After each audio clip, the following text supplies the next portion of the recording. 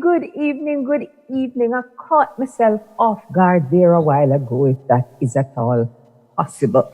But that's what happened. Good evening, folks. It's Thursday. It's 8 o'clock. It's time for us to meet at the happiest place on radio. And that's right here on Mek We Chat, where we look at serious issues affecting all of us across the Caribbean and the wider world. Look at how it impacts us and what we can do to make changes in our little corner of the world.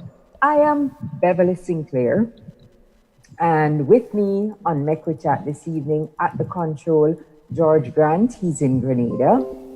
We have Margaret Francis, she's over there in New York, where I understand they're still trying to hold on to winter even in the middle of May.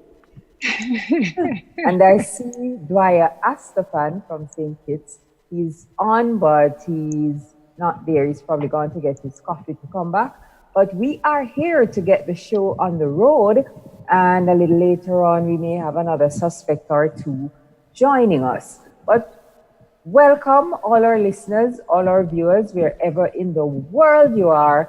Thank you for joining us. Bev. We look forward to sharing information with you, engaging you in chat, and hearing your views, getting your feedback on the issues that we will discuss this evening on Mek We Chat. Bev, Yes, George. could you just give me a minute with Mags? I want to ask Mags something. Yes? Yeah, Mags, have you noticed the muff? You remember what a muff is? Sure. You know that little thing we used to, well, Yeah, us boys do. Have Who you has the noticed muff? the person in blue on the lower right of my screen Oh, here? yeah, yeah, Have yeah, you yeah, noticed yeah, the yeah. muff? Actually, Really? yes. Well, I don't know what you call muff. You don't know Do what you a don't know muff what a is? muff is? No. Are you serious? Where you been living, Jamaica?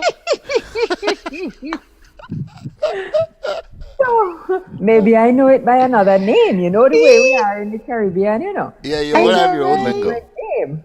Because we have June plum, you have golden apple, we have naseberry, you have sapodilla, you know, stuff like that. Muff. You Yeah, have- yeah. The person in blue on the So lower. maybe I know muff by a different name. Wow. I mean, you guys are in tip-top shape tonight. You're muffing it off, and look at the guy next to you there.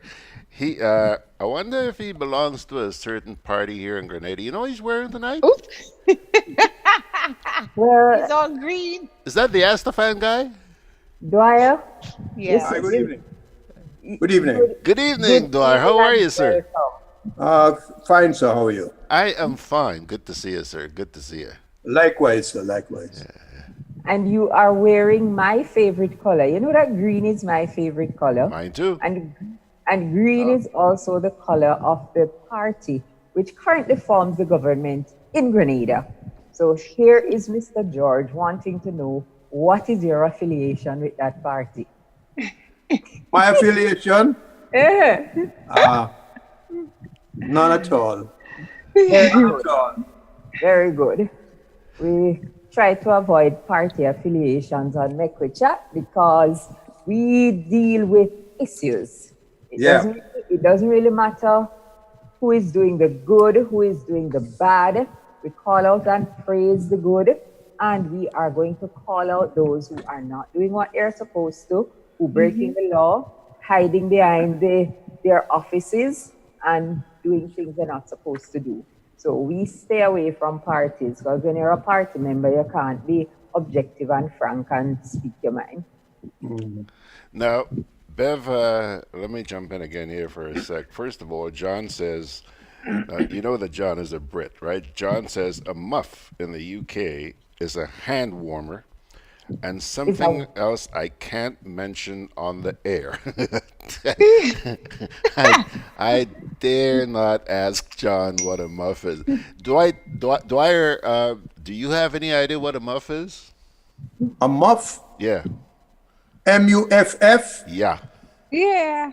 Yes, I've heard it. I've heard it, but it's not something I'd rather repeat in polite company. Oh, Ooh, Twilight, this gets Twilight. even more interesting. You Right, know. George?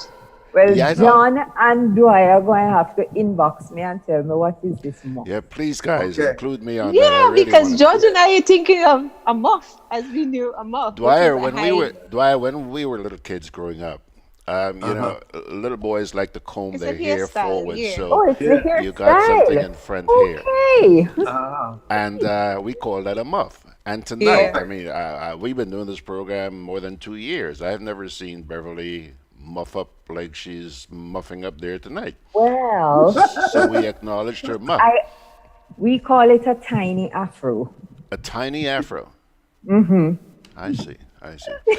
Well, I'll tell you, your afro far outdoes Margaret, Dwyer, and me because we ain't anywhere close to you tonight.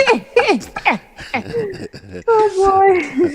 You see, And we are. John also is taking a shot here at Dwyer. He says, Dwyer can't sit down. Ha ha ha.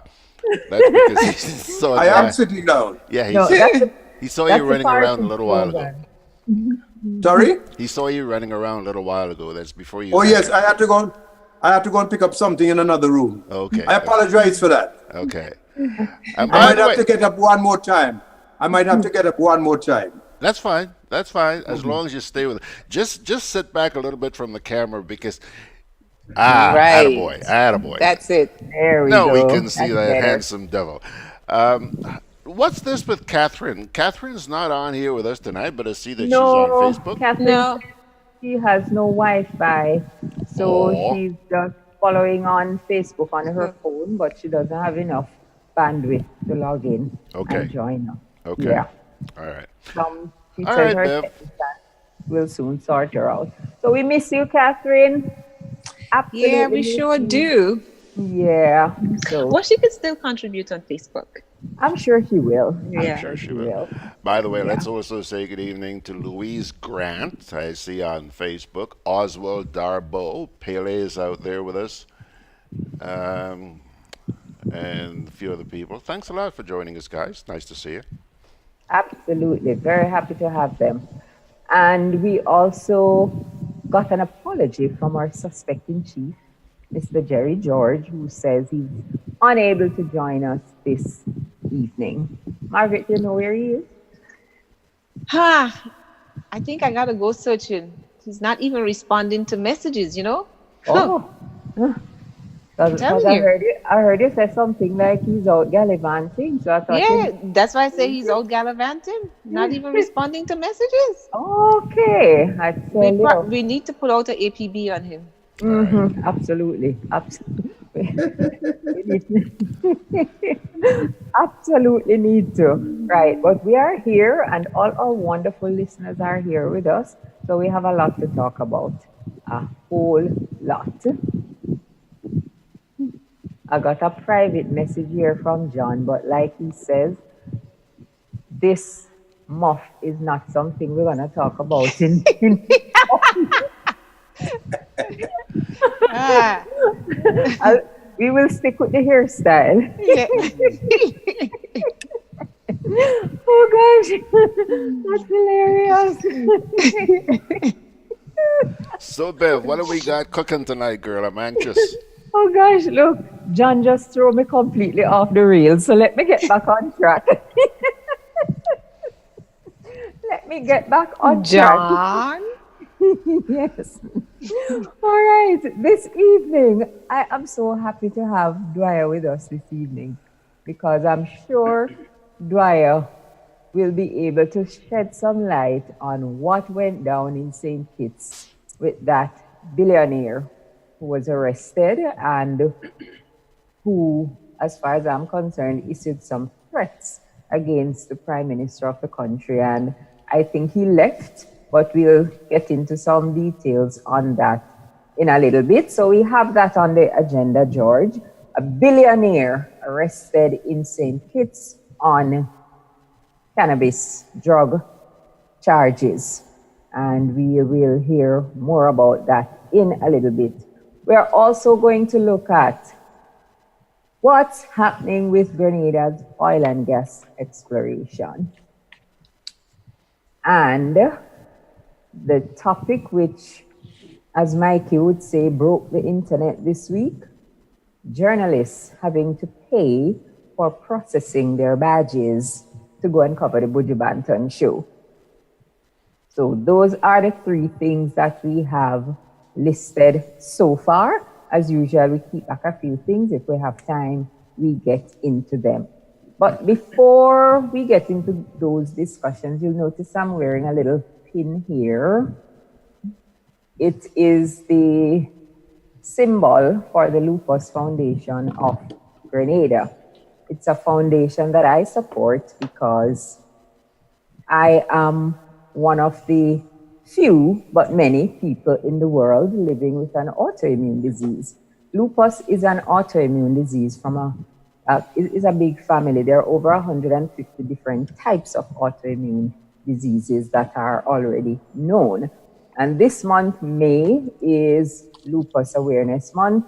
So the Lupus Foundation in Grenada has been doing the media rounds, raising awareness about the disease, the symptoms, what to look for, how to take care of yourself, and how to take care of others who may be living with lupus or some other type of autoimmune disease. Autoimmune diseases, it's one of those things where the immune system turns backward. So instead of preventing you from getting colds and fighting off the cold virus and other things that enters the body, it actually turns on the body itself and attacks your healthy tissues, and it wreaks havoc on the body. It can attack the esophagus, the digestive tract, the liver, the heart, the lungs, the kidneys. Just about any organ in the body can be affected by an autoimmune disease, depending on what type of disease you have. The skin also falls victim to autoimmune diseases. So it can be quite debilitating and very, very painful in many instances. Stuff like rheumatoid arthritis, some of the things that we're more familiar with. Type 1 diabetes is an autoimmune disease, and many conditions that you would hear about a lot of time. More and more people are beginning to understand that it's linked to autoimmune disorders, and you just have to take care of yourself when it happens, because there is no cure, but you can eat properly, follow your doctor's orders, and you can have a long, happy, fruitful life just the same. So I'm supporting the Lupus Foundation. I invite all of you to do the same. Tomorrow, Friday, the 17th of May, is Put On Purple Day. So the Lupus Foundation calls it POP for lupus, put on purple. So when you're going about your business tomorrow, you put on something purple to help raise awareness about lupus and other autoimmune diseases that really wreak havoc on people's health. And it's only through knowledge and proper care that you can live with it and just be happy and healthy. Okay? All right, and Bev, John says it's also Mental Health Awareness Month. Yes, absolutely, John. Thanks, John. And that's another illness which absolutely does not get the attention that it should and is not understood the way it should be. We do not understand mental illness, and we are societies where once you think somebody is crazy, as we call it, without understanding that it's not only people who exhibit signs of craziness who are living with mental illnesses. It's really, really very troubling, and it's another area that we really need to focus on and raise awareness about mental illnesses and work with those who are affected and those who have to care for those who are affected to get a better understanding of mental illness and better care for those who are mentally ill. Mental illness is illness just like physical illness, but it's just that it affects your brain and how it works, your psyche, and because it's not something people can look at and put a hand on. If you have a broken leg or a broken arm, everyone can see it, and they say, "Oh, you broke your arm, such a pity. We wish you a speedy recovery," blah, blah, blah. When you have a mental illness, it does not manifest itself that way. And we are often quick to judge as a society when someone behaves differently instead of trying to find out what is happening with that person. We quicker judge and make a pariah of the person, which does not help in treating and dealing with mental illness. So all of us here, as we try to do, let us inform and educate ourselves about these conditions so that we can inform others and better help others who are afflicted and infected by these disorders. Yeah. Right. Yeah. So that being said, I want us to jump right off the bat with what is happening in St. Kitts. Dwyer, we heard that the son of the Coca-Cola magnate, as he's referred to in the press, was arrested in St. Kitts because he came in with illegal drugs on his private plane. You are there on the ground. Give us an idea of what happened. Okay, let me start by reading a press. Sit back a little bit. Attaboy. Yeah.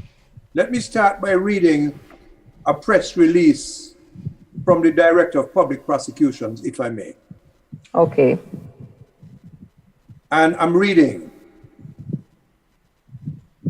On Tuesday, May the 7th, 2019, at about 6:30 a.m., a private jet arrived at Robert L. Bratcher International Airport with 8 passengers and 2 crew members. Among the 8 passengers was one Alcibiades David. We know him as Alki David.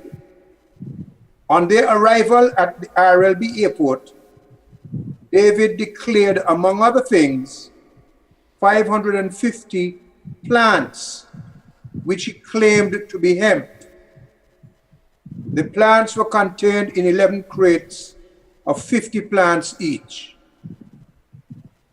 David was detained at the airport until about 1:30 p.m. that same day, while investigations were carried out by members of the Royal St. Christopher and Nevis Police Force, Her Majesty's Customs, and the Agriculture Department.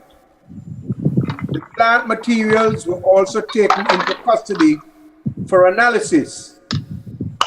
Investigations disclosed that no prior approval had been sought for the importation of the plants.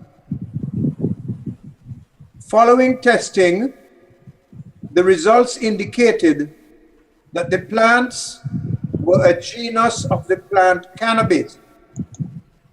This finding is consistent with the statutory definition of cannabis as defined by the Drugs Prevention and Abatement of Misuse and Abuse of Drugs Act, Chapter 9.08 of the Laws of St. Christopher and Nevis.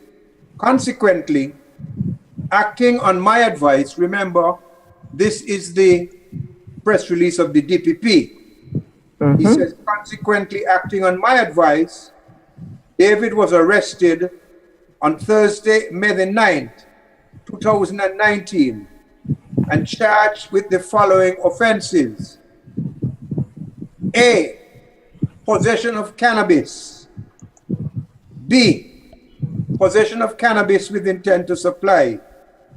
C, importation of cannabis. And D, importation of a restricted item. The press release goes on to say, on Friday, May the 10th, 2019, the accused appeared before the senior magistrate, His Honor Mr. Reynold Benjamin, and was granted bail with the following conditions: $30,000 cash, $50,000 with 2 sureties, jointly and severally, The accused to report to the Frigate Bay Police Station daily between the hours of 7 a.m. and 6 p.m. The accused to surrender his travel documents immediately. The accused to return to court on Tuesday, May 14, 2019. On his subsequent appearance at court on Tuesday, May 14th, attorney at law for the accused, Mr. Jason Hamilton, made an application for variation of the bail conditions. The DPP, Mr. Valston M. Graham, who appeared for the Crown, made no objections to the application. However, the director sought an increase in both the cash element and signed conditions of bail. The director made no objections to conditions C and D. Those had to do with reporting to the station and so forth. His Honor, the magistrate, granted bail under new conditions. He raised it to $300,000 cash, $300,000 with two sureties, jointly and severally. The two sureties presented to the court swore on declaration that they individually had resources amounting to $300,000. The accused travel documents to be returned to him, and the accused is to appear at court on September 23rd, 2019. The Office of the Director of Public Prosecutions wishes to make clear that the judgment of His Lordship, the Honorable Justice Eddie Ventos, there was a judgment that was announced recently concerning cannabis, dated May 3rd, 2019, does not operate as a stay.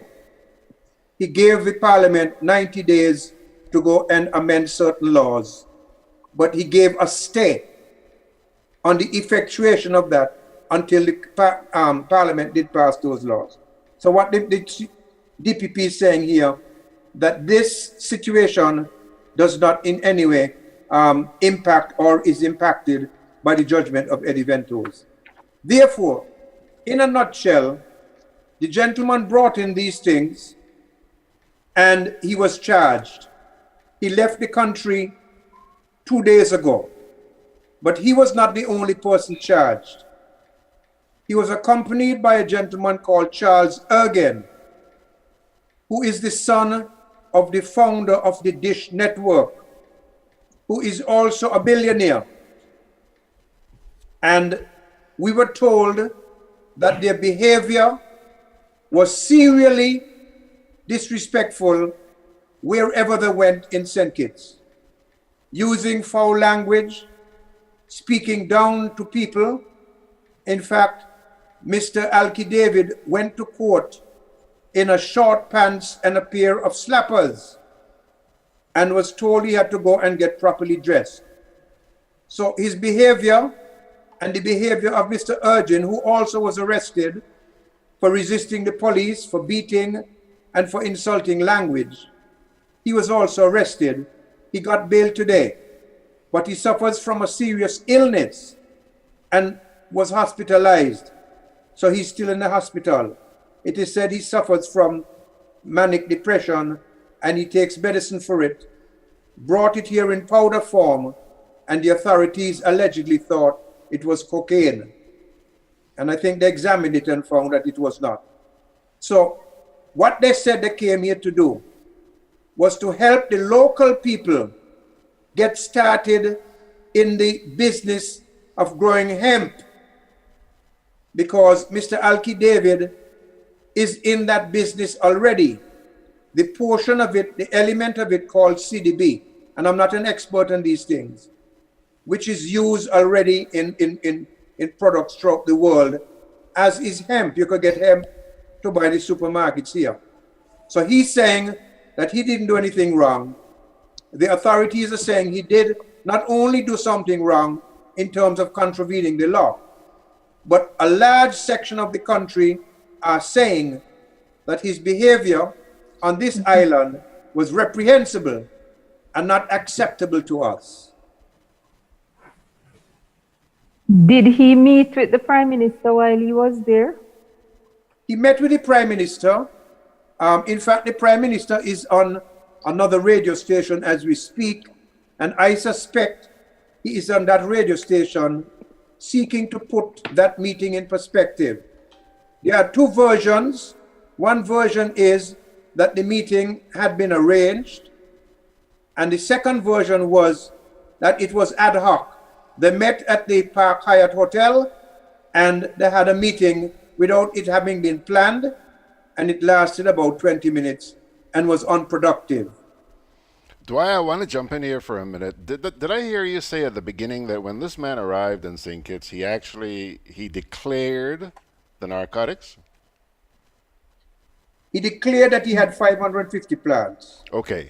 Isn't that help me here. You're an attorney, I'm not, but when somebody tries to bring narcotics into a country, I thought they usually try to smuggle it in, but if this man came in and declared it, what was the reason why he would declare it?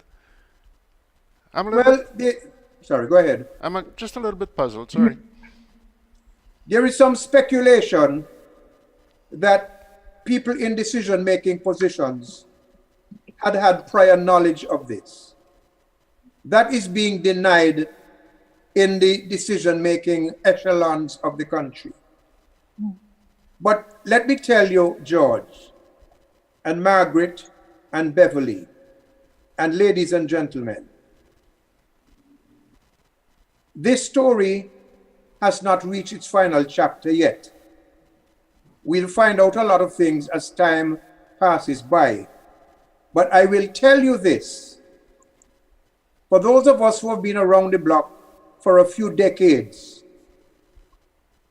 this, to me, is yet another manifestation of people with money, with big money, coming to these little islands and trying to throw their weight around, disrespecting us, our institutions, our societies, our efforts to abide by the rule of law, and everything else.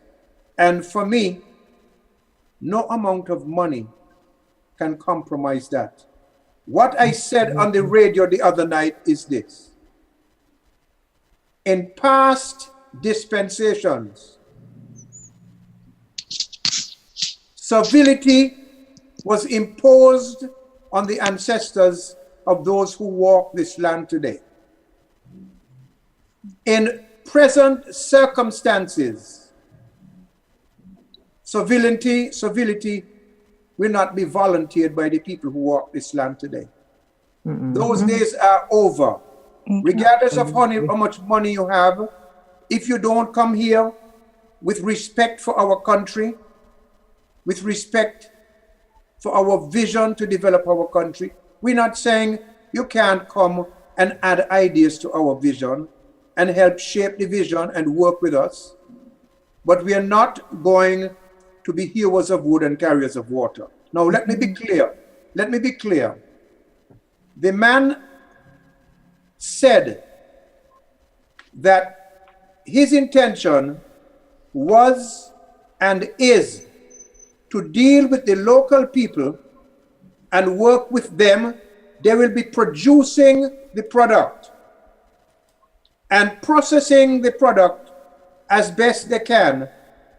And he will buy the product and put it on the shelves of the world. Now, let's be realistic. We know that we don't have the expertise yet to control the upward integration from raw material in the ground to the shelf in the supermarket or the drugstore or the beauty store. What we need to do, in my opinion, is, if necessary, and until we get that expertise, hire people to work for us, not pass over ownership and control to them and we work for them. And this is one of my concerns. And my concern is underscored by my feeling, my perception, my experience, that all too often in the history of these so-called third world countries, money makes the politician not only go, but money makes the politician grovel, and the people suffer in the process. Oh, yes. Oh, yeah. Oh, yes. And Dwyer, it's John out there in 8:30. Carriacou says he's agreeing with you. He says, spot on, Dwyer.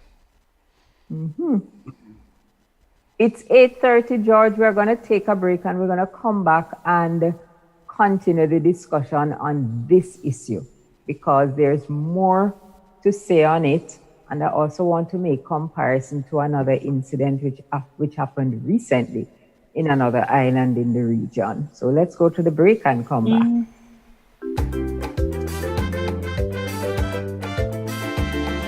Grenadian General Insurance Company, strength and stability. Grenadian General Insurance Company, tell your friends, tell your family. We cover household as comprehensive, motor and even fire too. Contractors all risk burglary, public liability, professional indemnity, directors liability, and wait, we still have more. Come and find out more what you're waiting for. We are located on Scott Street, St. George's. For more information, call 440-2434. Tell everybody. Juve chocolates, cocoa nibs, and cocoa balls from Diamond Estate Grenada are now available at Amazon.com, Amazon.ca, Amazon.co.uk, and GrenadaMarket.com. Try their sensational touch of nutmeg and a touch of ginger chocolates, 75% dark and rich, 100% pure cocoa, and their 60% dark and sweet chocolate bars today. Amazon Prime members enjoy free shipping on these orders in the USA, Canada, and Europe. GrenadaMarket.com. When you can't come to the island, the products of the island will come to you. Boy, yo, they gonna fly with kite now. The wind picking up. I'm coming. Karim, what you doing? Fly my kite. Yeah, but not here. You can't fly kite near power lines, boy. Why not? The wind good. Because mommy say kite threads conduct electricity. Yeah, kite. He's right. If your kite gets stuck in power lines, it can cause power outages, or even worse, it can get shocked. Come, let's go and fly them in the pasture. Yeah, that makes sense.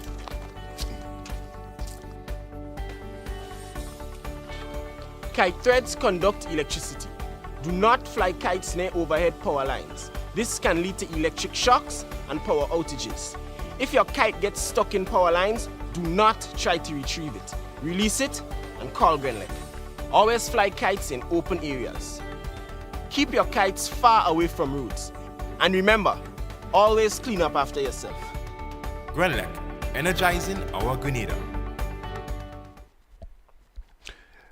Alrighty, folks, we are back. As you take a look at your screen there, on the top left-hand corner is Maggie May, Margaret Francis out there in the Big Apple. Right below Margaret is Mr. Dwyer Astaphan. Dwyer. Excuse me, Dwyer Astaphan. Dwyer, could you give me a smile, please? Thank you very much, Dwyer. And this is where the clowns hang out, Dwyer. So please, just keep us fed. Clowns? You said clowns? Yeah. Okay, I feel at home then. Then show it, Dwyer. And on Dwyer's left there is Beverley Sinclair. Take it away, Bev. That's me, Beverley Sinclair. The one name I've had all my life, never changed it. Right.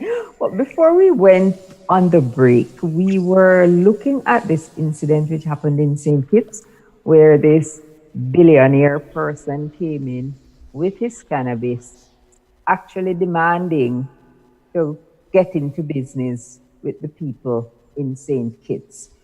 Dwyer read out that news release, that press release to us from the DPP's office, but a whole lot of things went on, which of course not captured in that news release, and which would not be because that came out of the DPP's office. Mm-hmm.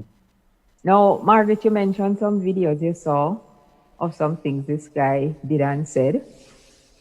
Yeah, so this morning on Jerry's program, Jerry had played some video of this guy and the contempt that he literally expressed for St. Kitts, certainly for the legal system there and for the government as well. And I think he, in his statements, he even, I would say, threatened the Prime Minister that this was not over and that he was going to win. I mean, total disrespect in his behavior.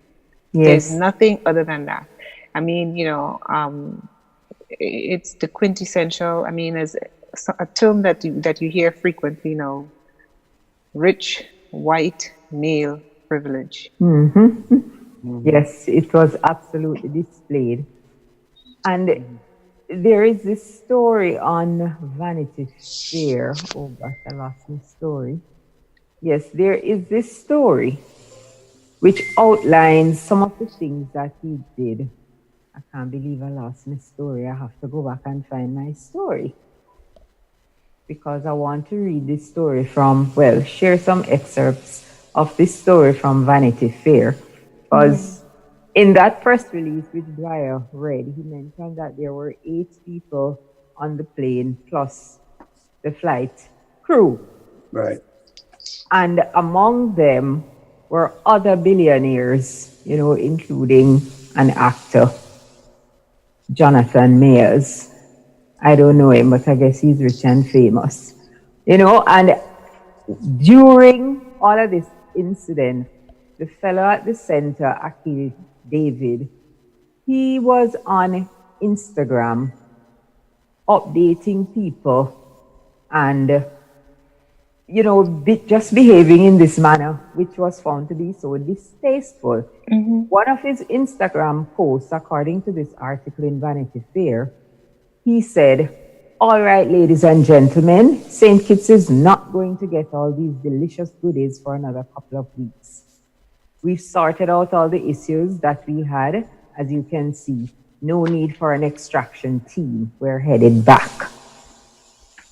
Because one of the threats, and I use the word threat, one of the threats he made was that he's going to bring in an extraction team to get them out. And I can only surmise that he was saying whether or not they were granted bail and allowed to leave, they were going to leave one way or the other. And this is just disrespect. You come into a country and say you want to do business in the country, and the first thing you do is display disrespect for the laws of the country. So under what laws do you intend to do your business? You come to make your own. And when I look at the behavior of this gentleman and the fact now that Dwyer, we mentioned this a little bit off air. There is news that despite what happened in St. Kitts, another prime minister was interested in meeting with this guy. Not despite, because of what happened in St. Kitts, this other prime minister saw an opportunity to bring in this billionaire to do business in his country. And let me tell you something. The introduction of Mr. Alki David to St. Kitts and Nevis, to me, sets the pattern for how he would behave in transacting and interfacing with our leaders. He would be totally disrespectful.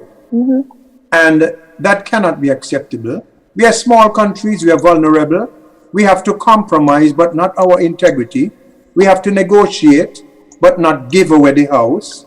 And all of these things we understand. But we must be respected, and we must demand respect. And if we don't demand respect, then people coming in here, regardless of the amount of money they bring, it will not redound to the benefit of the people, because it's just money. And if social and human development, health, the environment, the patrimony of the country, if these things are not safeguarded, then it's just a total waste and a repetition of an ugly past. And if a prime minister is reaching out to somebody like this because of what happened in St. Kitts, it suggests to me that that Prime Minister might be in search of development in terms of cash and maybe to create some jobs, but not necessarily in search of the safety of the patrimony and the dignity of his people. And I have it on very firm ground that efforts were being made to contact Mr. Alki David to get him to come to that regional country. And this is something, again, ladies and gentlemen, that we have to be very careful about in the Caribbean. We tend to cannibalize each other too much. Eh? Oh, yes. Oh, yeah. Oh, yes. And we get picked off. We get picked off, and that perpetuates our weakness. Yeah. The age-old practice of divide them and rule them. And Well, at the same we are time, leading that process. We are dividing ourselves, but somebody's ruling us. and at the same time, we like to mouth off about Caribbean unity, you know? Yeah, that's just talk. And I don't even know if it is good talk. No, it's bad talk. It's a lie. It's a big lie, because when situations like this happen, when you are supposed to unite as a region and throw this man out, you have people who are telling him, oh, don't bother with them in St. Kitts, come over here. It's the same thing which is happening with this group. Oh gosh, the name of it just gone out of my head. Which go and break ground in St. Kitts, in St. Lucia, in Antigua, down here in Grenada, breaking ground all over the place to put up resort, was also in Dominica, and nobody knows what is happening in the background with this group of people, CDB people, who are not producing anything, but they're going from island to island and stirring up as if they intend to do something. You know, and each prime minister welcomes them. They go and break ground and make a big brouhaha about it. And not once, as far as OECS unity or Caribbean unity is concerned, do they get together as heads of government and say, what's the story with these people? Let us take a united stand on how we're going to do with it. But when it suits them individually, they jump up and talk about unity, because they want the other prime ministers to rally around them to do something, like with the Leah issue. Prime Minister Gaston Brown in Antigua, well, cuss off everybody for not uniting behind Leah, because it suits him to have Leah in the air. So everybody else should support it regardless, and come what may. And this is, it's definitely not good for our region. This man is allowed to come in, break the law, leave the country. When our locals commit crimes and get bail, they have to surrender their travel documents. And they are locals. I don't mind Beverley because he allows it. I don't mind if he's allowed to leave the jurisdiction. And to be frank, I don't even mind if he doesn't come back. The bail is there and it will be forfeited. But if he comes back, he faces trial. I don't want us to keep him here until September. Let him be where he is. If he comes, he comes. If he doesn't come, he doesn't come. But you see, what I've seen in St. Kitts, and it wouldn't surprise me if the pattern exists elsewhere, is this erosion of our dignity, aided and abetted by our leaders. Yes. Some years ago, a rap singer, hip-hop singer, sang at a music festival here. He sang obscenities and he was arrested. Some years later, another one called 50 Cent sang. He cussed bad words on the stage. They arrested him this Saturday night. And for the first time in the history of St. Kitts, they opened the court for him on Sunday morning to try him so he could catch a plane to go to America. The court opened the Sunday morning for him. Not long after that, another hip-hop singer came here. And They had a concert at the major park here, Warner Park, with the Prime Minister and the government present. And he used enough expletives to drown the city of Bastia that night. And nothing was done to him. Oh. At the last music festival, a Jamaican female singer, the first sentence she uttered when she came on the stage was again a sentence I would not even repeat in impolite company. It was crude and sexual and raw at a music festival event taking place under the auspices of the government. Then we had Alan Stanford. And then we have others, you could name them, and they keep coming like a tsunami that is eroding the backbone, the dignity. And you know what it is? They may think it's good politics to entertain the masses, to put some money in somebody's account, maybe to give some people a little turkey and chicken and ham at Christmas, give them a little piddling something, and you keep the status quo. You don't improve the lots of the people. But the people now, let me tell you, in my opinion, the biggest culprits in all of this are the people of the islands. We need to wise up. We need to wise up. We need to wise up. We can't tolerate things like, regardless of which party we back. And if the party we back is doing things that are so consistently and deeply against the grain of our beliefs and convictions, you must stop backing them. But that is when people give up who they are for party politics. And that is where we are, Beverly. That is where we are. That's why people can come in here and do as they like. Yeah. I wrote an article 5 years ago entitled, "When in Rome, do as the Romans. When in St. Kitts, do as you like." Yeah. Happening. Yeah. And you could substitute St. Kitts for any of the other islands here. So who gonna stop that? You know? And what happened in St. Kitts just remind me of the incident in Anguilla, where the visitor is said to have committed a crime, to have killed the hotel worker. And he was allowed to post $200,000 bail and saunter out of the country to come back sometime in August to be tried. You know? Well, I will wait to see the facts of that as it unfolds, because I happen to know something about that matter. And of course, out of professional reasons, I can't discuss that publicly. But there are too many examples that should now have aroused our consciences and our sense of pride and self-respect. And it seems just to be getting worse.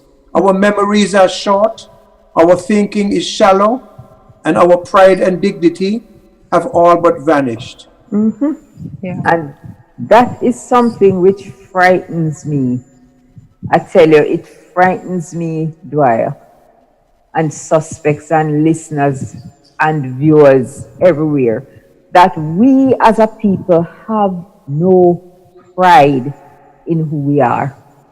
We don't care about anything more than the things you just mentioned a while ago, the ham and the turkey at Christmas, and the free ticket to go into some show where the artist on stage is disrespecting you, but you're glad to go and jump up in front of them because it's the politically correct thing to do, you know? You just go along with it, give up your sense of self and who you are. No pride. Yeah. It frightens me because that is not leading us into a good place at all. Beverly, I would be a little bit cautious about saying that, you know, or sort of putting a blanket on all of us. I believe that there's still some of us in our society who do have pride. And that's the reason why we're talking about these issues, okay? It may seem like we are in the minority. I wouldn't even vouch to that we are in the minority. It's just that the majority may be silent Okay, but I believe there are people who do care about what's going on, and that's why you have programs like the one you're hosting here right now. Right. And one of the things I learned growing up, and I think it still holds, is that silence means consent. Consent. Consent. So those who are silent, George, are Yeah. part of the Yeah. problem, Yeah. Yeah. Yeah. you know, because they have also lost their pride in who they are, and whatever else is more important to them than speaking out on these issues, that has now become their God, and whatever it is they obey and worship. They're prepared to sell those souls. They have sold their Yeah. soul. I also, some years ago, and I don't mean to be autobiographical tonight, wrote another article called Democracy is a Noisy Thing. Our people like to make noise, Beverly. We are very noisy people, and I don't say that in any disparaging way.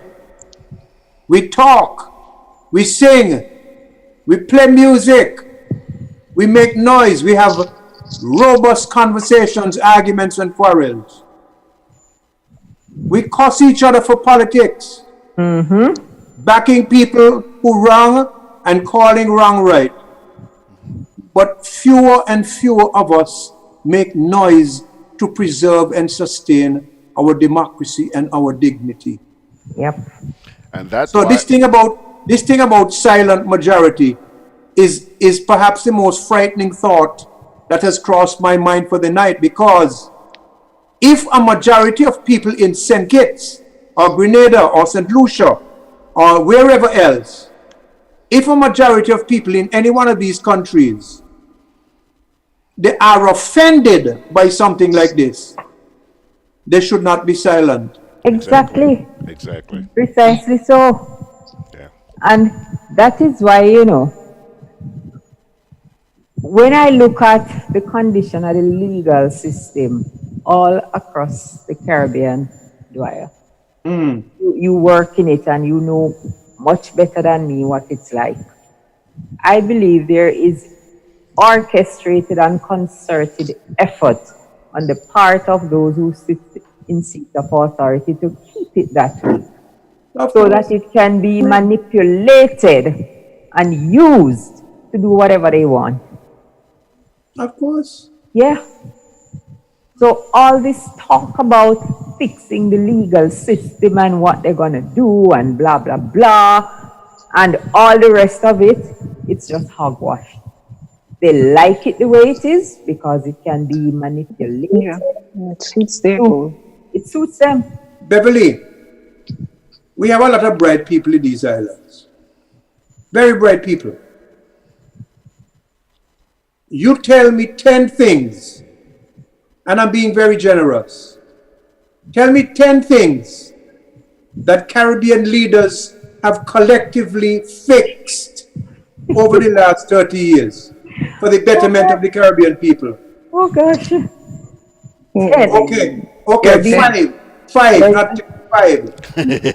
I was about to say you're being absolutely generous because off the top of my head, I can't even think of one issue where So Caribbean leaders have come together and say, let's do this for the region. So if we have the intelligence, which we know we have, and intelligence is the key to problem solving, how come with all of this intelligence, we have been such a failure at solving these problems and indeed creating more problems? Yeah, we don't want to solve them. There's We the like them. answer.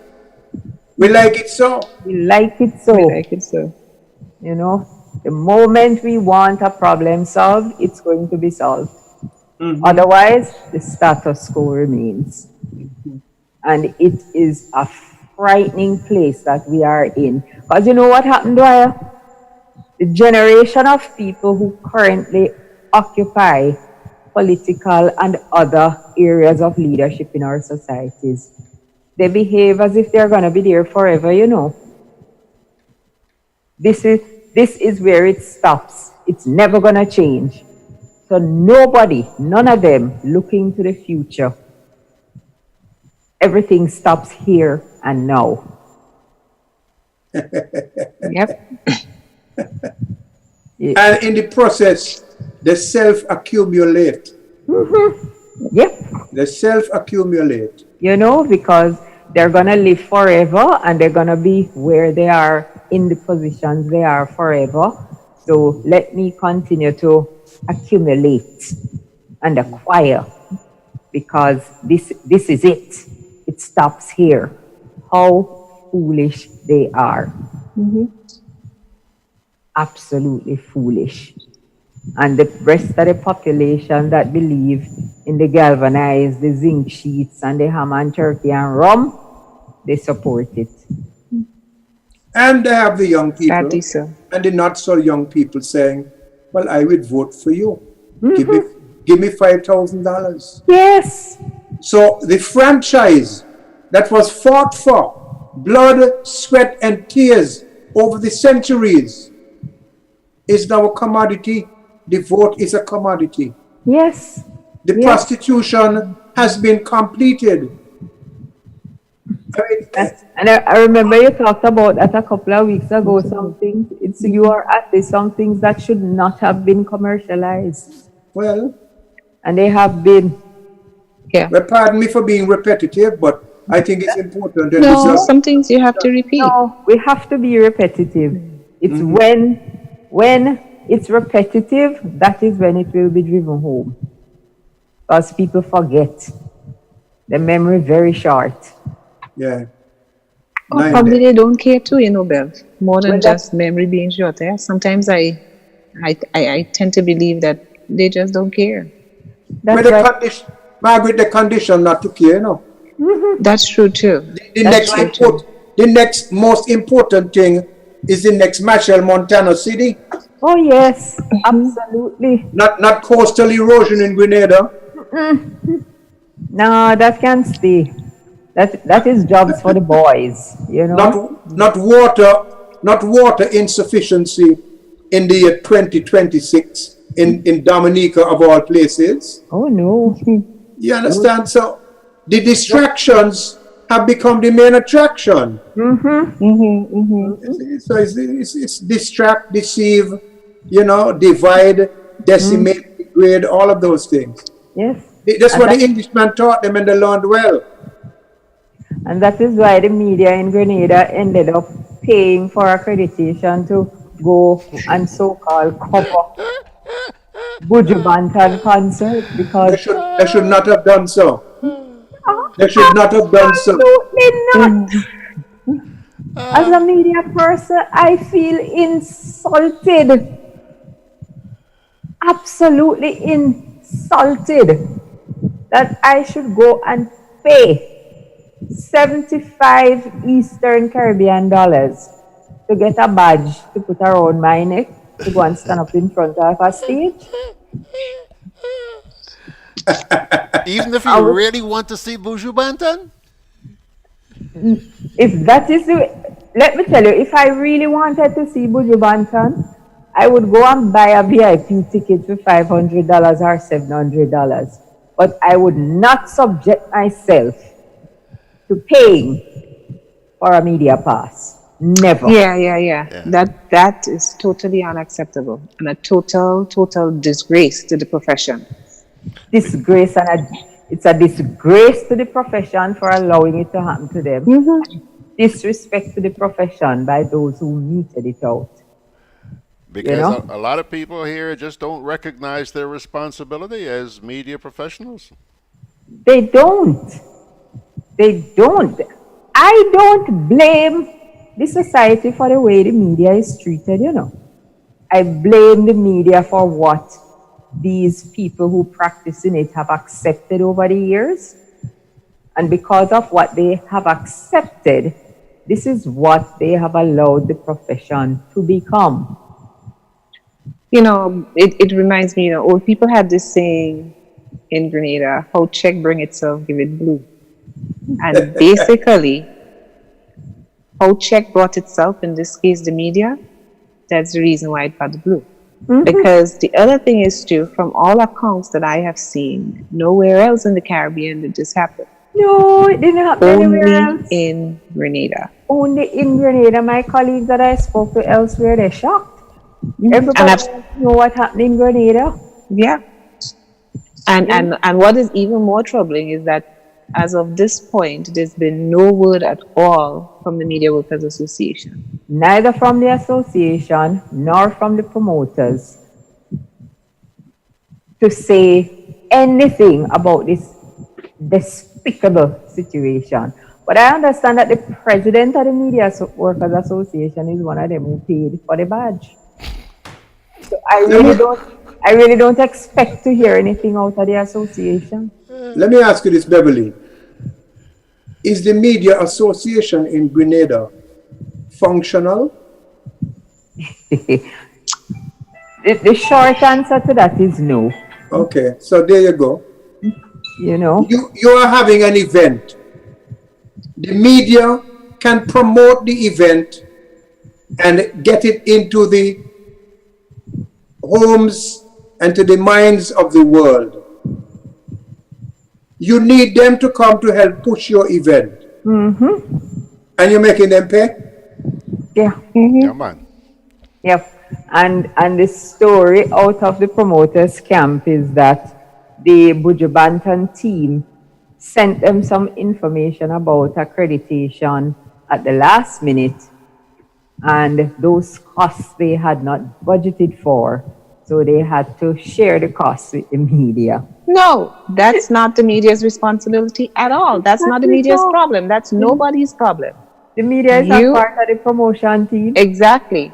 And if you're planning something and you have a budget, I think everybody knows that you always add to that budget. So if you figure it's going to be $10 to create, you add 10% or 15% for unforeseen circumstances and expenses. Exactly. That's how you plan a budget for an event. And on top of that, Mags, if you didn't make a good budget and you overspend, too bad for you. Exactly. That's not my problem. You can't come on the last minute and change the terms of engagement. Exactly. You know, but the media people fell for it hook, line, and sinker because this distraction called the Buju Banton show was so important to them that they had to be there at all costs.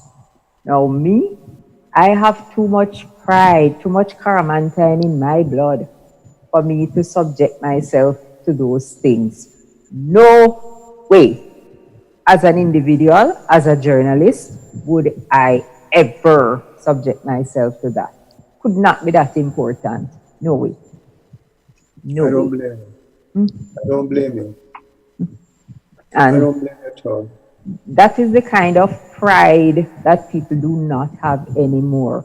How often these days have you heard our people say, well, what you gonna do? You know? Just throw up their hands in the air. What you gonna do? Yeah. When I heard our bar association in Grenada, when they were protesting against the lack of facilities for the courts and saying they don't want no bacchanalia, I was like, oh, really no? Well, that means you don't want anything to change. Because I don't know of change which is not disruptive. There cannot be any change without disruption. And if you don't want no disruption, if you don't want to create no excitement, if you do not intend to leave your comfort zone, then you don't intend to make no change. Full stop. Full stop. You know, so what happened in St. Kitts with that Billionaire? And what happened in Anguilla with that other one? And the way that we handled it as Caribbean people is just a reflection of the fact that we have really lost our sense of who we are as a people. You know, and we are just allowing ourselves to be victimized. Beverly, Yes. we've lost our way. Yeah. How do we find it? How do we find it? Tough question. It's a matter of, there are a lot of things to fix, and there is no easy way to get it back. That's correct. Because our education system is broken, and that is a key element of getting us back to our sense of pride. Amen. When we were in school and we used to hear the stories of our forefathers, it would inspire us. We got excited. But young people today don't hear those stories. You know, every single thing that they're taught in school now is just academic. School is set up for everyone to get a degree, and they don't care what you learn as long as you get a degree, because that's another thing which has been commercialized, which shouldn't have been education.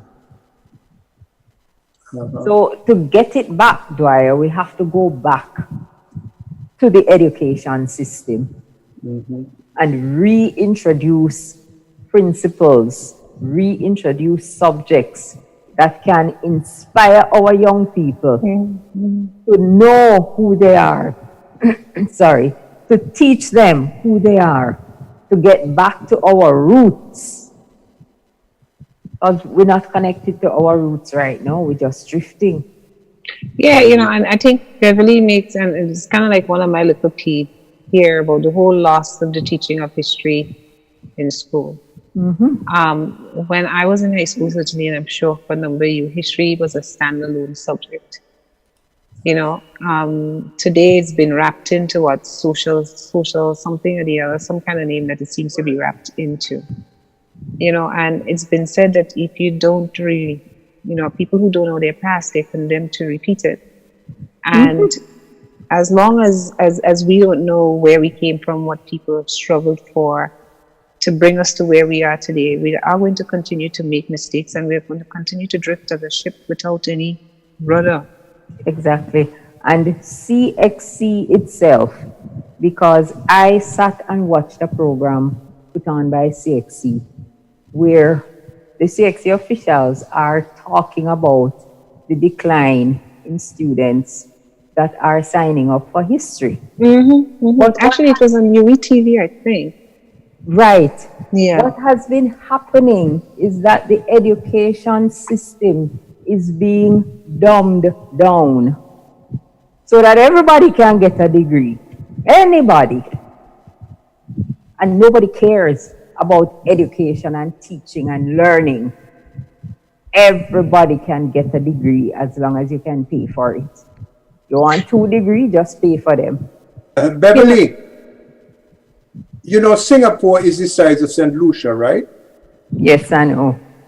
Singapore, over the last 5 years or so, at both primary and secondary level, have been at the top of the world, in the top 2 or 3 in mathematics and comprehension subjects. Singapore happens to be one of the most successful and stable societies on the planet. Remember, it is the size of St. Lucia. The 2 billionaires who came here last week and misconducted themselves the way they did, how long do you think they would last in Singapore? I don't believe they would have come through immigration in Singapore. They would have here's the point. Singapore took a position when they became independent, because in 1965, when Singapore became independent, it was a basket case. Right. Serious health problems, housing, crime, the whole 9 yards. They had nothing. And they were under threat of invasion. And in 25 years became an economic tiger. Education, housing, discipline, the rule of law. People flock to Singapore to do business. Yes. All of the top companies in the world, anybody who's anybody, looks to Singapore with respect to do business. Now, I use St. Lucia as the example for size to make the point that being small is no obstacle. Nope. But being small in your thinking and your vision is where you get into trouble. And you're right. Exactly. The education system is one of the major obstacles to the progressive evolution and growth of the Caribbean. And it seems to me that the night each one of us in our respective countries raised our flags of independence, we deluded ourselves into thinking that the struggle was now ended, not realizing that on that night, the struggle had just begun. So you have this foolish education system. We are swallowing all of the nonsense from Northern culture. You have people going to high school who are not literate. We boast about our populations having 98% literacy, but they don't comprehend anything. Everybody is afraid of mathematics, which is this cornerstone of logic and reasoning. Teachers go into the job as a default profession. How on earth can we be any better? And we are smart enough to know that. And the politicians, I am sure, are even smarter than we are. So we really need a revolution. Absolutely. And let's take our second break right here, and we'll come back with more on the discussion of us losing it as a people. My name is Jennifer James, and I've been making confectionaries for the past 7 years. Growing up as a little girl, I always wanted to make these little things. Fudge, sugar cake, tamarind ball, these little things. I read something actually, and it said that tamarind itself is very good because it eliminates fat from the liver. You get the mature tamarind and you crack it, you shell it out. I would add a little baking soda, some spices. I would leave it to rest probably for about 2 hours and then add my sugar and just start kneading. I usually knead it hard enough so that I can roll it. When I finish roll it, I will paste it with the actual white or brown sugar, and you have a nice tamarind ball. I have been providing food fair with tamarind ball about 6 years now. I started producing tamarind ball to sell for the school children. I thought I could advance somewhere. So I went to food fair and I asked one of the sales persons there if they would be interested in selling my tamarind ball. And she told me yes. She told me to bring 20 packets to start with. It was really a joy for me because I wanted to extend on my little business. My name is Jennifer James, and I work with the food fair to provide you with tamarind balls.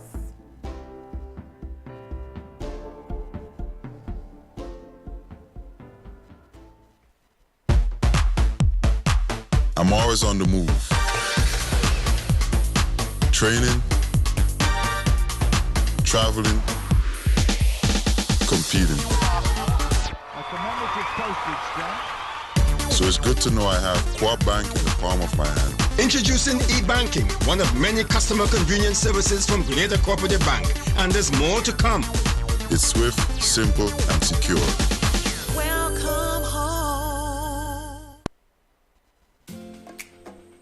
Juve chocolates, cocoa nibs, and cocoa balls from Diamond Estate Grenada are now available at Amazon.com, Amazon.ca, Amazon.co.uk, and GrenadaMarket.com. Try the sensational touch of nutmeg and a touch of ginger chocolates, 75% dark and rich, 100% pure cocoa, and their 60% dark and sweet chocolate bars today. Amazon Prime members enjoy free shipping on these orders in the USA, Canada, and Europe. GrenadaMarket.com. When you can't come to the island, the products of the island will come to you. Well, folks, the usual suspects with us tonight are Margaret Francis on your top left. Right below her, there's Dwyer Astaphan in St. Kitts. Margaret, by the way, is in New York, and then Beverly, the little blue baby down there on the bottom right, and yours truly sitting on her head. What, Bev? That's a whole lot of weight. Didn't realize I that. tell you, I am in good stead if I can carry all that weight, you know? But welcome back, folks. Welcome back. You know, we started out this discussion with the incident in St. Kitts where the billionaire was arrested for bringing cannabis into the country. And that led to talking about his behavior and just our behavior as a people, how we have lost our way, we've lost our pride. We no longer, we as a people, and George, we use it in a blanket way, but we know that there are people like us to whom it matters, and to whom it makes a difference. You know, this is not what we want. And this is certainly not what we want for the next generation, which we may have already lost. And when we went to the break, we were talking about the education system and what comes out of it. And the fact that because it is so commercialized, it's all about everybody getting a degree. We've heard prime ministers all across the region talk about, oh, you need to have a university graduate in every household. To do what? There's just no logic behind it. There really and truly is no logic behind it, because you're going to put a university graduate in every household just to have a university graduate in any household. Not because of any proper structure, not because there's an objective, but just to say there is a graduate. Our governments are spending millions on scholarships. I heard Grenada announce a few more million today for scholarships at St. George's University. And that is fine. Education is fine, but education needs to have a purpose. It cannot be just to give everybody a degree. I have personally sat down and interviewed a lot of people with degrees, and I am left. I'm left in wonderland. I asked someone once, "What language did you write your thesis in?" Because the young man could not speak or write English, but he have a degree. So I had to ask him, what language did you write your thesis in? I couldn't have been English. Maybe he had 102 degrees temperature. Not a university degree. Nice. And you know another thing? With all of these degrees that our people have, how come so many positions in the public and private sector that require technical expertise in engineering, in research, development, and all of these things, how come all of these, or so many of these very technical and specialized and critical jobs are held by non-Caribbean people? Well, I think... So where the education going? Right. What I think when it comes to scholarships and stuff, I think we just hand out scholarships, or we seek scholarships from people without thinking about development and what role that training would play. Exactly. There has to be, you have to have a vision and some plan as to where you want to go in the future. Exactly. And then when you think about scholarships and giving them out, or even seeking them, because a lot of them, you seek from foreign governments, you say, look, this is where I want to go. This is the areas in which I need training. And so that when people come for scholarships, those are the areas. We're not saying that people can't study what they want to study. So if you're funding your education yourself, you're free to study whatever you want to study. But as far as development and what the government's development goals are, those scholarships should be tailored to achieve those goals. But your freedom to study whatever you want to study should be in some way guided by something that is realistic, so that you could pursue a discipline that you will enjoy working in, but is needed, because with all of these people getting these scholarships and these degrees, they come back to Grenada or St. Lucia or Dominica or St. Kitts, and what happens? No work there for them. Absolutely nothing So for them to they're do. gone back where they come from. The jobs that are available, they can't do them. It's bad economics. You know? It's And the worst investment. Is the worst investment in the greatest asset we have, our people. and that Yeah, is I why agree with that. I mean, I truly understand where you're coming from, Dwyer, but you know, I always want to draw a line when an individual is funding their own education, when it's their own money that's being spent. You know, so I don't necessarily want to say, well, you can't do this or you can't do that. But No, I no, no, think I'm not probably, saying that. yeah, I'm not saying that. What I'm saying is, if our young people are better informed as to the alternatives, as to what the new economy and society will require, right. they might develop interests in areas that they ordinarily would not have and become more relevantly educated, because education that is not relevant is equal to ignorance. exactly. You Okay? know? Is equal to ignorance. And so I'm not saying you force people into things, but you expand the smorgasbord, you expand the menu of options, and you let them see realistically, well, boy, if I leave St. Lucia and I go off to study for 6 years, I see a job in hydrological engineering. I see a soul in coastal management, in research and development, in IT, Yes. in that kind of thing. You know what I mean? Because especially if you are funding your own education, you are not going to spend money, and university is not cheap. You're not going to spend money to pay for something that's going to be worthless on the other end.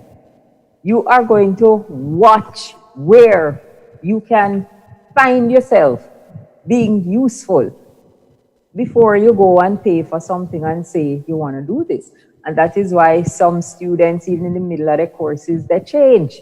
Yeah. They went into university with one idea, and when they see what's happening, they say, no, I have to switch and do something else. But I think probably we also need to teach something else too. We need to realize that government and even our private sectors cannot provide all the jobs. So probably we also need to think in terms of helping them to look towards creating their own businesses as well.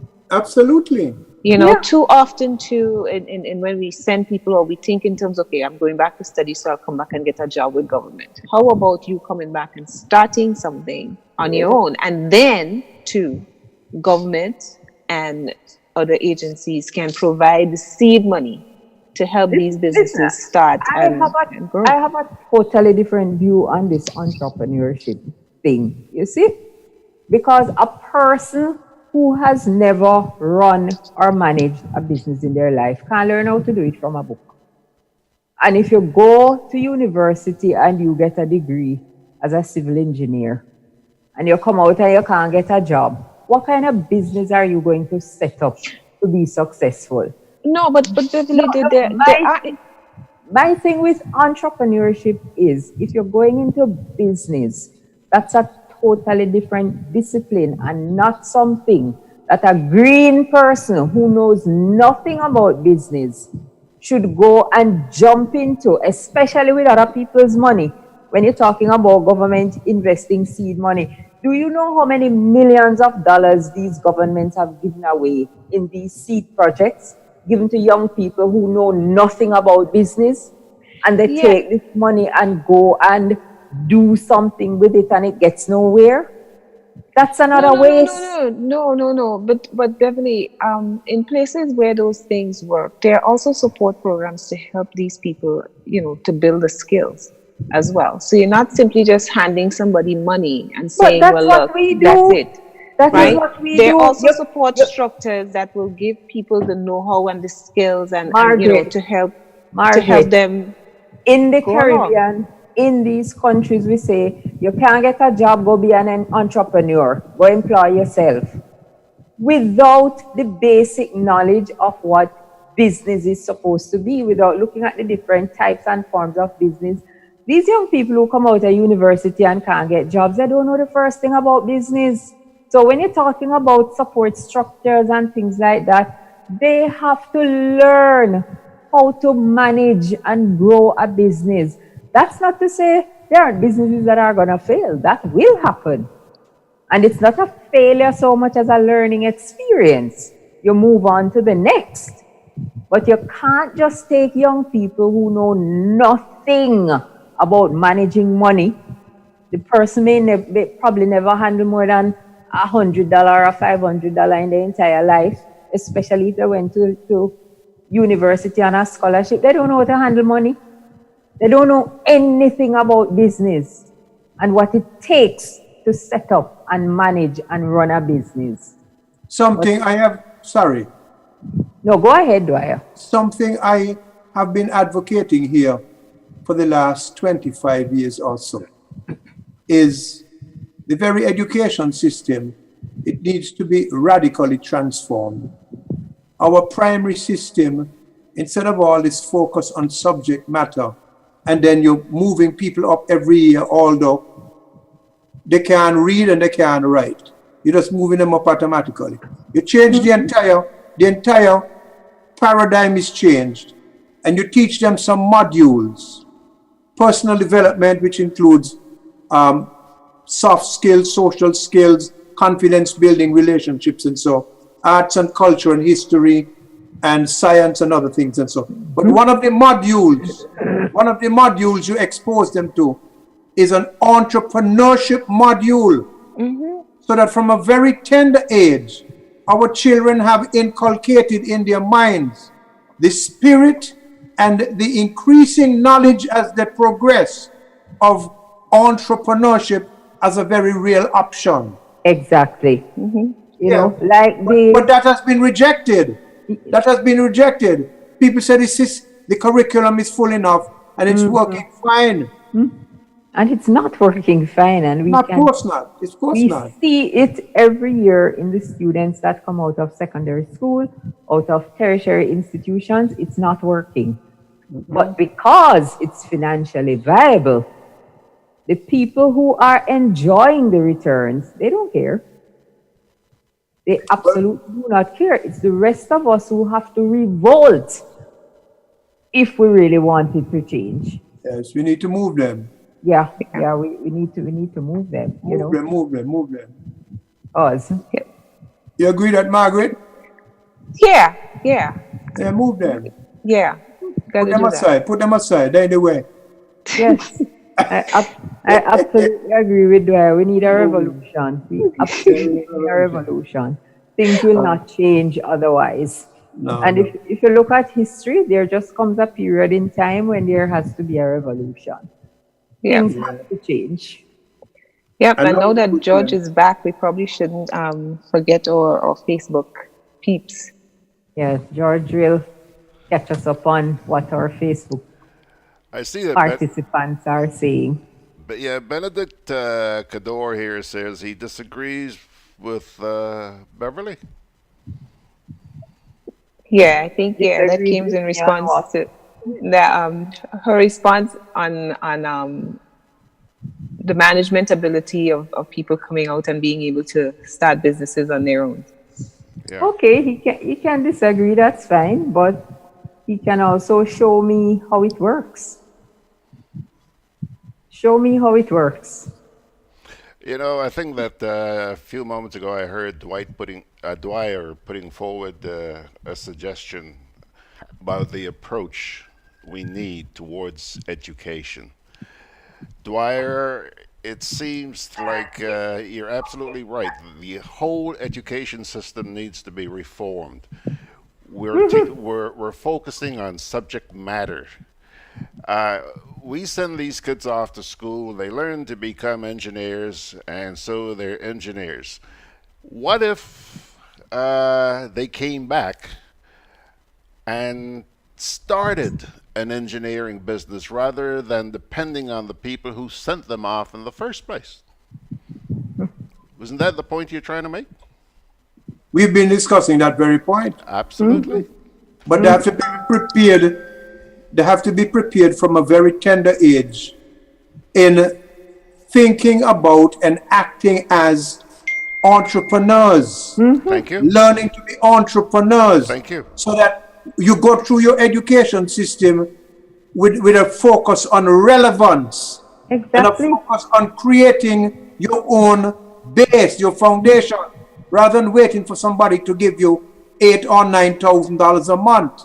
You do your own thing. Research and development, software, movie making, sound production, engineering. All of these things are areas where you could make lots of money in. And you don't need to put a lot of infrastructure in it. But our people, you see, when the children have to do 25 and 30 SBAs, and most of them are not done by the children anyway, and they just regurgitate. I mean, it's just a total joke.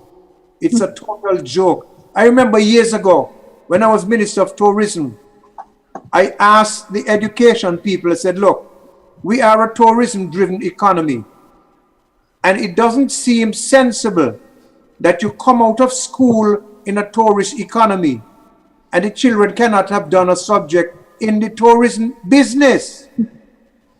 They said they consulted CXC and CXC said the curriculum full enough. So you can't do anything else. So the education system is not relevant. It does not train you to think. It doesn't train you to question or to challenge. Well, how on earth can you solve problems if you don't think and challenge and ask? And when you come through that kind of education system, how can you be the person that's going to make business decisions when you don't know how to think? You think it's a coincidence? Yes.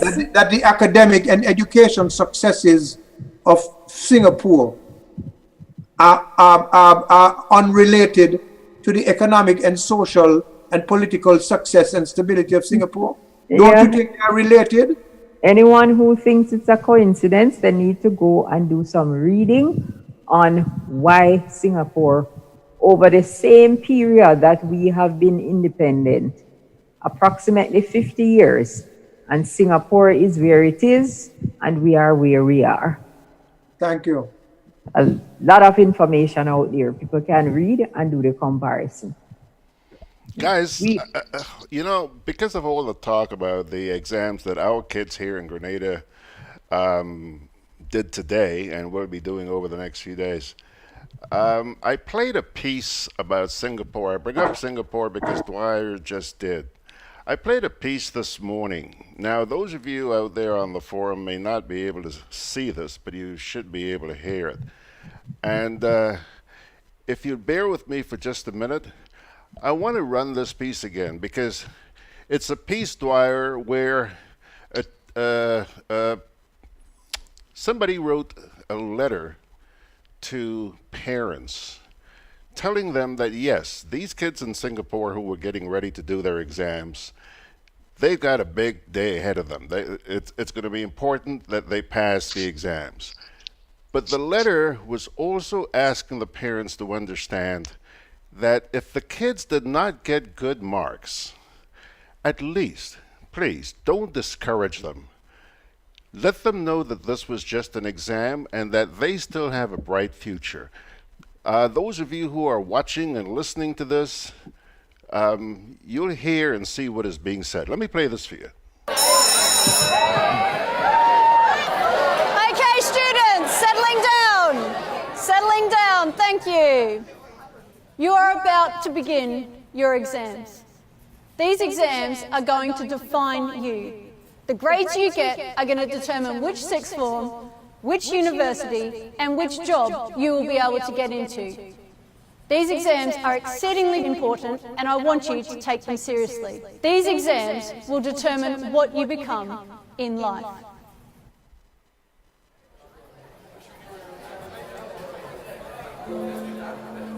Sorry, miss. This was a letter written by a head teacher in Singapore. I think it's really important for the teachers, your parents, and for you to hear. Dear parents, the exams of your children are to start soon. I know you're really anxious for your child to do well, but please do remember, Amongst the students who'll be sitting for their exams, there's an artist who doesn't need to understand math. There's an entrepreneur who doesn't care about history or English literature. There's a musician whose chemistry marks won't matter. There's a sports person whose physical fitness is more important than their grade in physics. If your child does get top marks, that's great. But if he or she doesn't, please don't take away their self-confidence and their dignity from them. Tell them it's okay. It's just an exam. They are cut out for much bigger things in life. Tell them no matter what they score, that you love them and don't judge them. Please do this, and when you do, watch your children conquer the world. One exam or low mark won't take away their dreams or their talent.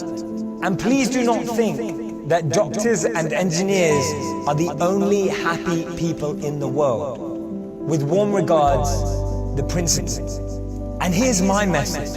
Exams are important, but they're not everything. Grades are good, but they don't define you. Don't let one exam or one grade define your whole future. There is so much more potential right inside of you. And remember, as Albert Einstein said, everyone's a genius. But if you judge a fish by its ability to climb a tree, it will spend its whole life believing that it's stupid. Don't let other people's metrics of success become yours.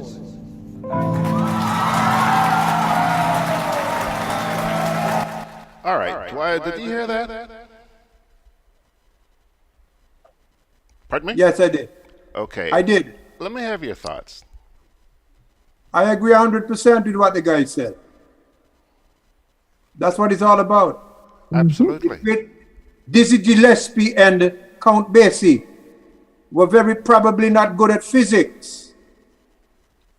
And Bill Gates was probably not very good at baseball. If I'm not mistaken, he was a dropout, wasn't he? Yep. He was a dropout. So you see, everybody has his or her lane to walk in. And that speech was very inspiring and bang on target. Absolutely. Bang on target. In fact, the owner of the biggest hotel in St. Kitts, the Marriott Hotel, which has over 400 rooms, and if you add the villas and the Marriott Vacation Club and so, it's over 1,000 rooms. The owner of that hotel is a tile layer. His trade is laying tiles. An Italian immigrant to Canada, he worked hard, he worked smart, he learned technologies, he invested wisely, and he owns that facility. He's a tile layer. He hires MBAs and PhDs and all kind of big wigs, and he pays them big money, and he's a billionaire. Right. So there are many ways to glory, many paths to glory. And that's what the education system must cater to all of those different paths that each one of us might take. Different, Beverly different to Margaret, Margaret different to George, and to me and so forth. But we have our ways to go. So that man is spot on target. You know, the other day, my daughter, who is now a grown woman, she reminded me that when she was entering high school, I sat her down and we had a talk.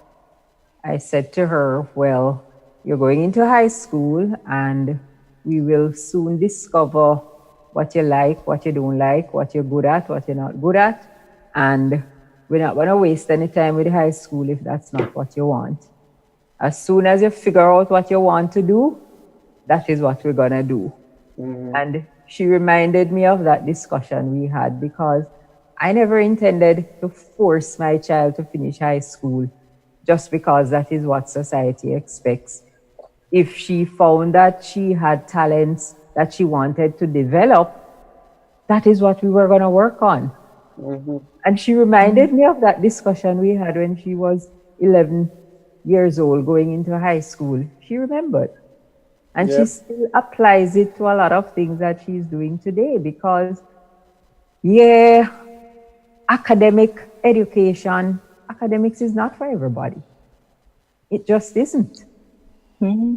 And I remember a discussion I heard with a young man last year, a fisherman from Barbados. And he said he got so much punishment when he was in school because he had no interest in school. All he wanted to do, Dwyer, was to go and fish. Mm-hmm. He said every time they drop him off at school, he had his brethren who had a boat, and as soon as they drop him off in school, he find a way to leave that school compound and he gone to sea. And he got so much, he got the beating, he got the punishment, and it don't matter what they do with him, he gone to sea the next day. He's a very successful fisherman in Barbados today. They forced him to go to school. He didn't want to go to school. That don't mean you're not gonna get the basics in education to be, to help you through. But your emphasis is not on academics. The man wants to go and learn to fish. They should be teaching him about the sea and marine life and boats and things that he's interested in. Bev, and I know that I have a personal story in that, because there's this kid that I grew up with in Trinidad. We practically grew up in the same house.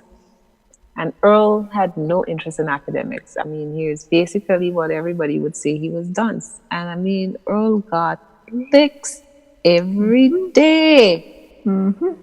Right? But I mean, that just was not his thing. Exactly. But it didn't matter what you put into his hand, he would turn it into something. Fabulous crafts that this boy would make. And his mother was in the United States, so eventually she sent for him here, and he came and he set up his own business here. Guess what? Making crafts. Successful as ever. Very successful at it. Yes, because that's what he wants to do. And we stifle the creativity in our Exactly. There is nothing you could not, it didn't matter what it was, he would turn it into something fabulous. That was just his gift. Exactly. And I have a friend, her daughter, academically brilliant. Her mother made her go to law school. And she graduated from law school and has a very successful dressmaking business.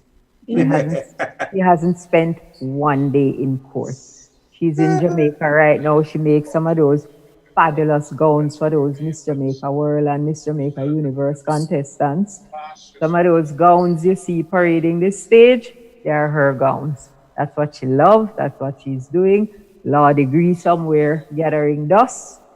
She didn't even do the bar exam because she had no interest in it. Right. But you know what? And I'm sure that even if she did a law degree and she's not practicing and she didn't want to do that, I'm sure there is something that she would have learned from that degree that she could definitely apply to what she's doing today as well. No doubt.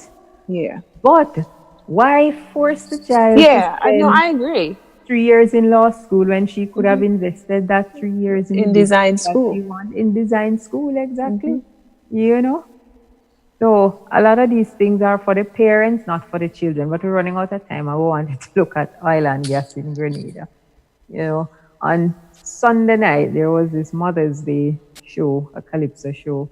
And the song that has been making the rounds out of the calypso show, was the one that was sung about finding oil in Grenada. Dwyer, I have to send it for you. I heard about that. Yeah, please. I can't sing it, but the Calypsonian said, last election, the Prime Minister said he had this big announcement to make. So he put on his green jersey and he head up to Pearls.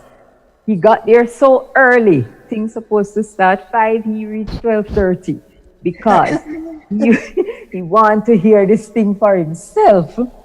And when the Prime Minister made the announcement, I'll know him trembling.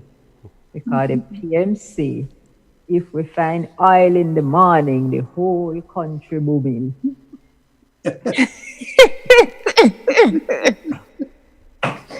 The economy go be booming. Everybody booming. If you think it's lie, just ask Gregory Boyd because he in charge of the island thing.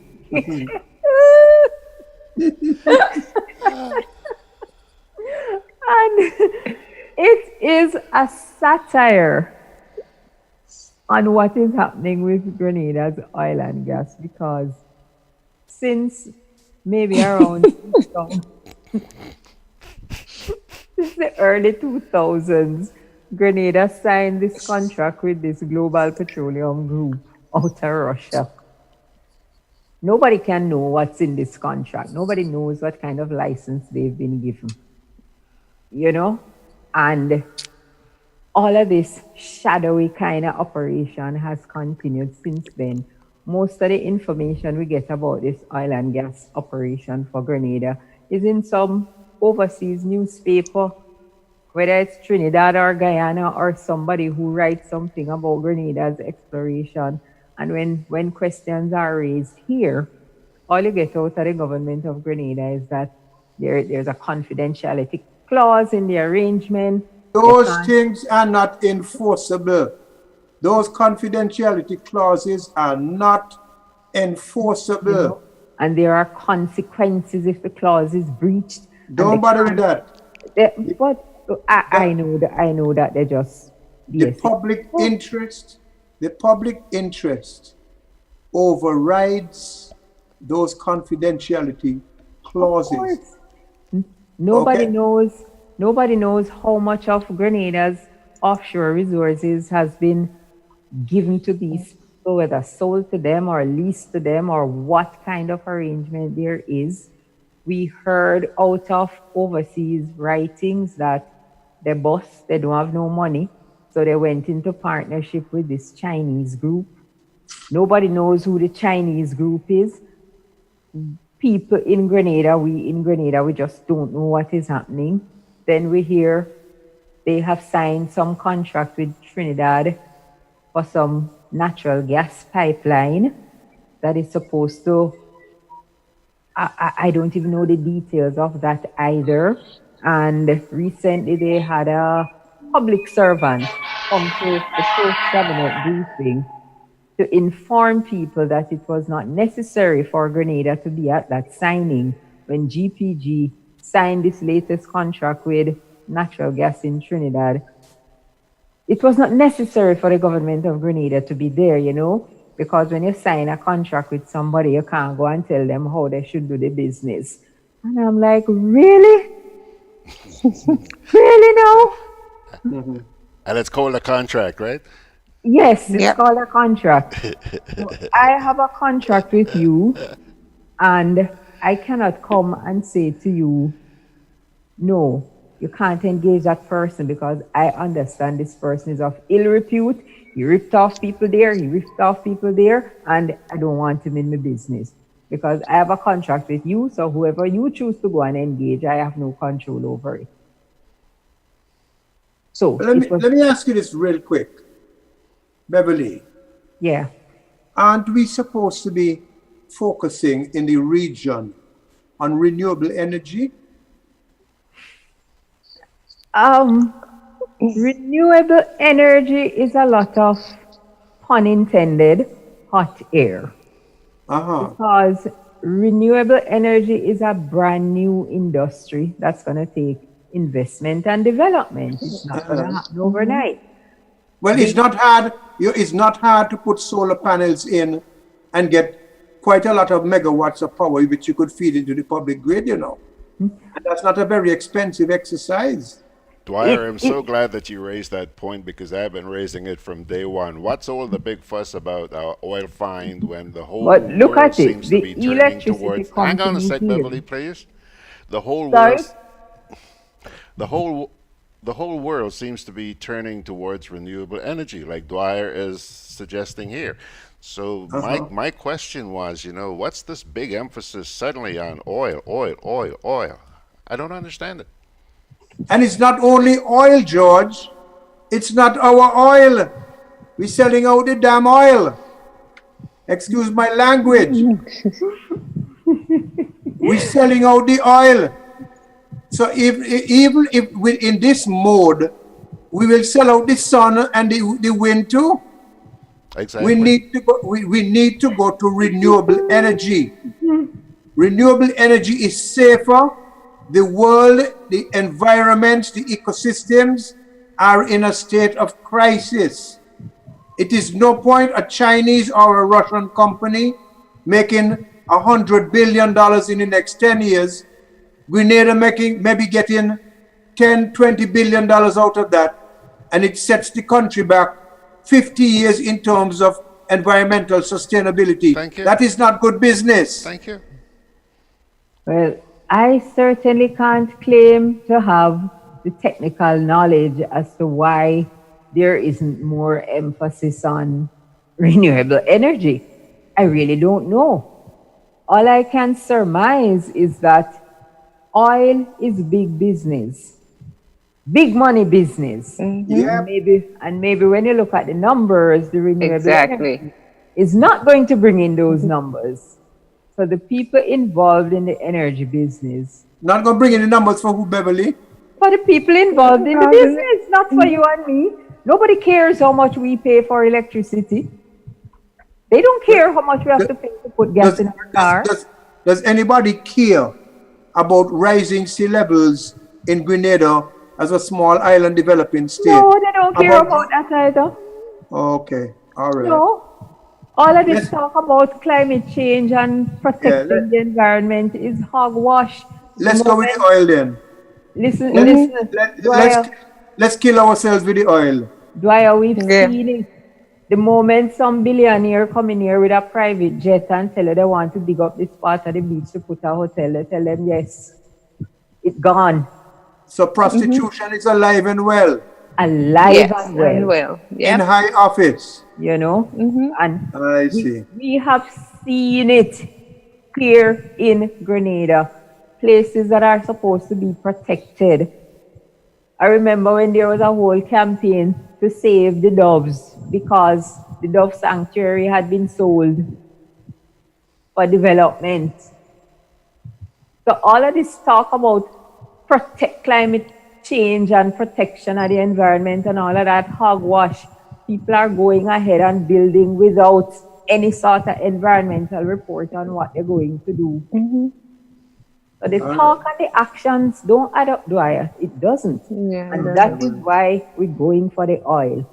Because the moment the billionaire in the private jet land, sensibilities take off.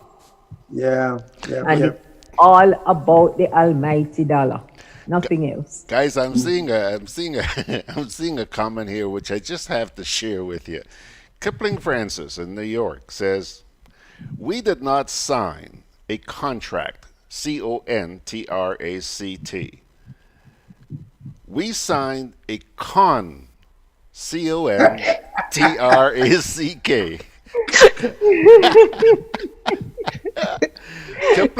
Kipling, you got Dwyer to laugh. Kipling, that was a good one. Well said. You know? So that is why, as I say, I don't have the technical information, but from what I surmise and to how I see people in positions of foreign authority behave, it's all about the money. Yeah. It's all about the money. It's basically VFM. What's in it for me? Yeah. If it's about the money on the long haul, and even with upfront investment, renewable energy is less costly, more beneficial financially over a sustainable period, and certainly more beneficial to the physical environment, which is the environment in which we live or die. In fact, it's a no-brainer. Let the oil stay where it is. And you know something? Anywhere you find oil, people coming with guns to control you. You see what's happening in Venezuela? You see the Middle East? That's oil. You see Nigeria? You see Libya? Anywhere you see oil, somebody operating out of a 50th story penthouse office want to control the oil and the president or the prime minister. Yeah, oil comes with a curse. Absolutely, you know. And I remember again years ago when this Calypsonian sang a song, "If We Find Oil," you know, one of those, gosh, I forget his name now, George. George, help me out now, man. If we find oil, it could be a big blessing or it could be a curse. We just have to trust it, make things better, not make them worse. Did it make it better in Trinidad? But what is happening in Trinidad now? I remember somebody did a story in Guyana recently since the big oil find there. And the people say, well, they don't expect their lives to change. They don't expect nothing different. Well, look That's at this. what they say. Doesn't Venezuela have the largest reserve of oils in the world? In the world. And look at where Venezuela is today. Exactly. So why are we rushing to oil? And what the Calypsonians say? All of we go be booming. When we find the oil. Oh gosh. You know, Beverley, I want to suggest that you extend an invitation to a scholar to join you in this program one night. I didn't hear that, George. I said I want to suggest that you extend an invitation to scholar to join us one night. Yes, we should. We can and we should. But he's a public servant, so you know how that goes. Yeah. So, but the oil and gas business in Grenada is shrouded in secrecy, shrouded in mystery. The people of the country don't know what's happening, don't know what's going on. We hear that oil was sent out for testing over a year ago. You can't hear the results yet. You don't know if any results have come back. Questions are being asked, no answers are being given. Again, we're at the juncture where you ask, what do the people do? The people who really want answers. What is going to happen? How are we going to find out what is happening with the country's natural resources that don't belong to any particular person? It belongs to the country. By the way, I've just been corrected here by Benedict Cador. He says it's Beast George, not Scholar. I'm sorry. Yeah, but Beast is also a public servant, so having them come on this program may not happen, or will not happen easily, you know. And even if they do come, they can't speak freely because of the positions that they're in. Yeah. Boy. Beast really brought the house down with that song. The whole country booming, right? And you know something? That's the only line. I have a tough time understanding what Calypsonians say. But that is the only lie I was able to get. The whole country booming, man. Booming. I've learned to listen to calypsos, to listen to what they say, and not to try and listen to it as a song. I listen to it as a speech. Yeah. And I find it's easier for me to understand that way, and I can repeat it. Like I listen to that song and I can repeat what he said in it, but I can't sing it. Anyway, guys, we're running out of time, eh? Yes. So, and I see one more thing to add. I see that a group of concerned patriots have come together on the oil and gas issue. George, I don't know if you saw that notice. They say, we are concerned about this oil and gas and we're going to be seeking answers. So there are people out there who are concerned and want to do something because there's just too much secrecy. And when you behave like you have something to hide, it's usually because you do. Yeah. Just remember, again at the expense of being repetitive, in most places in the world where you find large supplies of oil, there is large supply of violence and a lack of democracy. Okay, and the small man holds the dirty end of the stick. Okay, so oil might be black gold for some, but it has a fecal quality for most. Yeah. Unfortunately. Very true. And with that, folks, we come to the end of our session for this evening. How time flies when you're having fun and when you're in good company. You know, George, one of these nights we're going to do an all-nighter. Okay, sure. I'm game. I'm game. Yes. But if I'm going to do that, I call it on Grenada, you know. Yes, means, normally man. when the last time we did anything close, all of us were by George and he feed us. Oh no, that sounds good. That sounds good. I like that. Okay, Dwyer, looking forward to meeting you face to face anytime. The pleasure would be mine, man. Come on down. Yeah. Right. Yeah. So, folks, that's it for this evening. Yeah. Live in the happiest place on radio. We say good night to all who joined us, our listeners, our viewers. Thanks all. And to you, the usual suspects, we do thank you for making this commitment to making a difference in our society. Good night all. Have yourselves a great weekend.